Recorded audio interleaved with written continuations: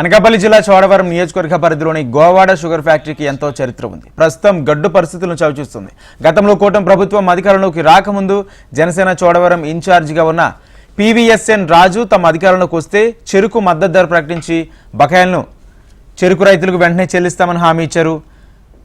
తదుపరి కూటమి పొత్తుల్లో భాగంగా చోడవరం సీటు టీడీపీ మాజీ ఎమ్మెల్యే KSN రాజుకు కేటాయించడంతో జనసేన నుంచి సీటు ఆశించిన PVSN రాజుకు భంగపాటు ఎదురైంది.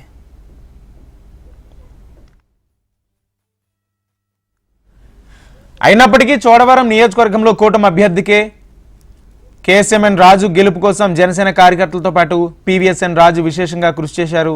ఈ విషయాన్ని పలుమార్లు కూటమి ఎమ్మెల్యేగా గెలిచిన KSN రాజు స్వయంగా తెలిపారు. ఇదిలా ఉండగా ప్రస్తుతం ప్రభుత్వం ఏర్పడి 6 నెలలు దాటిపోయిన కనీసం షుగర్ ఫ్యాక్టరీ విషయంలో ఇచ్చిన హామీల్లో ఏమాత్రం కదలిక లేక చెరుకు రైతులు బాహాటంగానే పెదవిరుస్తున్నారు.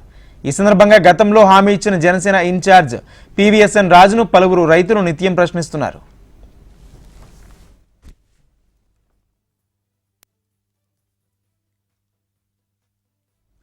అయితే ఇంతకాలం ఓపికగా ఉన్న జనసేన PVSN రాజు షుగర్ ఫ్యాక్టరీ ఎండిని కలిసి చెరుకు రైతులకు చెల్లించాల్సిన బకాయిలపై నిలదీశారు.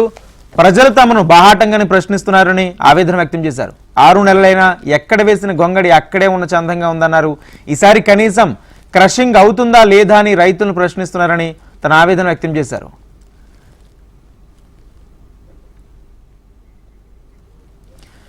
ప్రజలంతా తాను కూడా డబ్బులకు ఆశపడి షుగర్ ఫ్యాక్టరీలో లొసుగులపై మాట్లాడడం లేదని ప్రజలు భావిస్తున్నారని PVSN రాజు అంటున్నారు. త్వరితగతిన షుగర్ ఫ్యాక్టరీ ఒక కొలిక్కి తీసుకొచ్చి రైతులకు న్యాయం చేయకపోతే తీవ్ర పరిణామాలు ఎదుర్కొనే పరిస్థితులు ప్రజల వద్ద నుంచి కనిపిస్తాయని MDకి వివరించారు.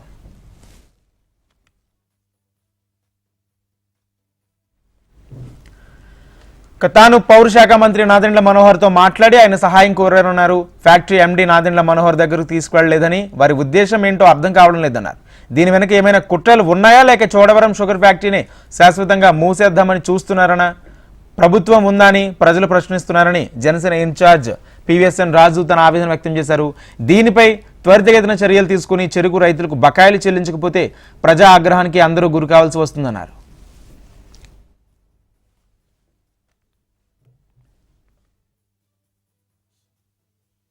చోడవరం షుగర్ ఫ్యాక్టరీ సంబంధించి గత సీజన్ లో ఏదైతే పెండింగ్ పేమెంట్స్ ఉన్నాయో ఇప్పటికీ ఇవ్వకుండా మరలా క్రషింగ్ స్టార్ట్ చేయడం అనేది ఈ ఫ్యాక్టరీ చరిత్రలో తొలిసారి జరగడాన్ని చాలా బాధపడుతున్నాం.